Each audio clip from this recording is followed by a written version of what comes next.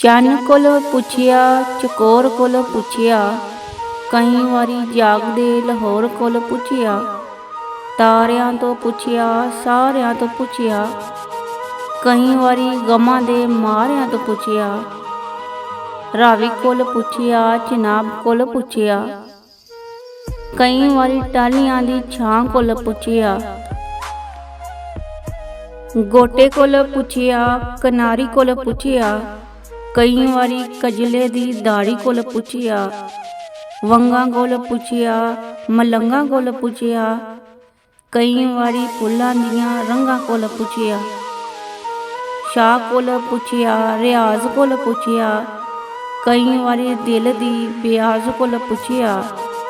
ਸਾਈਂ ਕੋਲ ਪੁੱਛਿਆ, ਅਸੀਰ ਕੋਲ ਪੁੱਛਿਆ, ਕਈ ਵਾਰੀ ਸਖੀ ਤੇ ਮੀਰ ਕੋਲ ਪੁੱਛਿਆ। ਦਨਾ ਕੋਲ ਪੁੱਛਿਆ, ਰੈਣ ਕੋਲ ਪੁੱਛਿਆ, ਕਈ ਵਾਰੀ ਮਧੂ ਤੇ ਹਸੈਨ ਕੋਲ ਪੁੱਛਿਆ। ਵਸ਼ਨਾ ਤੋਂ ਪੁੱਛਿਆ, ਲਿਖਾਰੀ ਕੋਲ ਪੁੱਛਿਆ, ਕਈ ਵਾਰੀ ਸ਼ੇਰਾਂ ਦੇ ਲਿਖਾਰੀ ਕੋਲ ਪੁੱਛਿਆ। ਕਈ ਵਾਰੀ ਬੁੱਲੇ ਤੇ ਖਲੀਲ ਕੋਲ ਪੁੱਛਿਆ।